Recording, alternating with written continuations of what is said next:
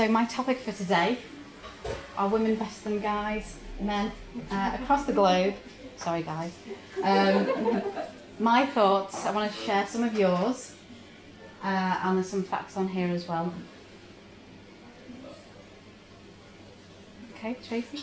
I'm just getting mine. So we can take pay. A research has basically showed that women throughout their lifetime, not just through childbirth and waxing, where the way our brains functioned, we can actually take pain better. If we're not like men, if we've ever had a man flu, we don't moan about it and stay in bed for weeks on end. We just get on with things, whether it's work or whatever. We kind of don't mention it as much, and I think that socially it does actually help us function better. A research was carried out, and basically what that's saying is we'll just cry out to our friends, our family. We'll say, oh, he's broken up with me, or he's done this and that. And it helps because we let it out. Whereas guys, what they'll do is they'll keep it in. They'll just go out with the guys and watch a football match, but they're just kind of bottling it up. They pretend that they're okay, but actually they're not. In the long run, it's actually women that get over relationships. Not, everyone's kind of different. I'm just saying as a whole. So we are kind of better, whereas guys think they're actually cool with it when they're not. We are cleaner. A research has actually found, I'll just read this one through. A study found that men's desks and offices are germier than women's. It was basically discovered 10 to 20% more bacteria on their workspaces than women, and scientists believe it is because they tend to be less hygienic. And that was in the US, that study. Any comments on that? Do you agree? Yeah. Savings, we're better at savings. A report from Australia. A study showed that women will sacrifice more. 73% of women compared to 63% of guys will sacrifice going out, buying shoes, clothes, just to get the extra savings that they need, whether it's for a new house or whatever it is. We are better. So budget-wise, it's the girls that kind of take over. So just to sum it up, being a woman, we can take pain, we can multitask, we're better at savings, handle rocky relationships, hygienic, we're moral, we're better drivers as a whole, we get cheap car insurance, we live longer. We can't do anything about that, but hey. That's why we get cheaper life cover policies.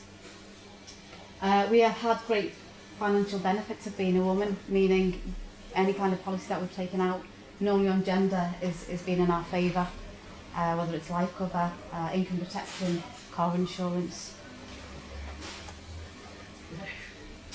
Not anymore. So from December this year, 2012, it's going to be equal rights for women and men, no gender discrimination. So what that's basically meaning is if we get cheaper life cover, it's not going to happen. Cheaper car insurance, no. It doesn't mean the guys is going to go less. It means ours is going to go up and probably on the same percentage as theirs. So what I'm just basically saying there in that paragraph is I can't help stop the increase of your car insurance, but I can help with covering the cost of one of the biggest problems you may be faced with in your life. So what does a change mean? At the moment, 55-year-old non-smoker, no medical history, life cover for 40,000, guaranteed premiums are 18 years, so they're not going to change. For a guy, it's going to be £32.66, and for a woman, it's £18.36. You also get terminal illness cover, and if your children are ill as well, if they're diagnosed, there's a payout of £25,000, which is in most policies. And funeral costs for a guy, it's £25.28. For women, it's £19.22 at the moment. So at the moment, there's a 2.4 trillion gap in protection. So if somebody's got a mortgage, they haven't got any kind of life cover or income protection. If they had an accident, if they were unemployed, if they had illness, they've just got no cover. 2.4 trillion. That's what it looks like. I had to Google that because I didn't know how many notes to carry on putting on. But yeah. So I've just got a question for you girls. If we had a money machine in our house like that, whether it was in dollars, pounds, euros, I wouldn't care, to be honest. What would you do with it? If it was churning out money every day, maybe once a week, once a month, what would you do with that box? Apart from hide from your partner. Would you get it insured? I'd get it insured. Yeah. I'd make sure in case someone else got burgled, it was in my contents insurance. You keep it safe. Yeah. I'd make sure that if the little machine in the middle broke, that I could fix it so I get it insured.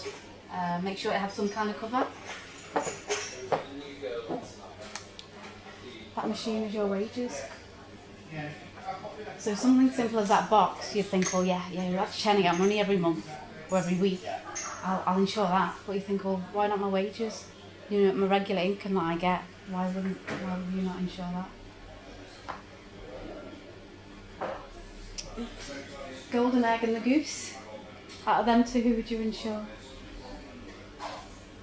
If it laid more golden eggs, of course. Yeah, the goose. The goose, yeah. That's the main provider, whoever it is in your household, whether it's you or your partner. So the two main reasons why people don't protect themselves, whether it's life cover, income protection, critical illness cover, it'll never happen to me, and the cost. They're the main two reasons we hear from people. It's too costly, I can't afford it, and I'm fit and healthy, it's not going to happen. Some facts for you again. More than 1 in 3 people in Britain will develop cancer at some point in their lives. Over 270 people in Britain suffer a heart attack each year. That's 1 heart attack every 2 minutes. Every week, 6,200 people are killed or injured in a road traffic accident. That's just an example. Basically, if you've got pets, we will insure our pets. So, if you don't take anything away from my presentation, please just bear these notes in mind for me. What would happen to the main breadwinner if he dies, whether that's yourself or your partner?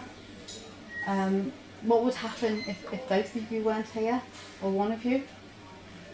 How would the people left behind cope? So whether that's your children. I've basically mentioned the benefits of being a woman, but you also might be a mum. You might be a wife. You might be someone's child. You might be looking after your parents. How would they cope?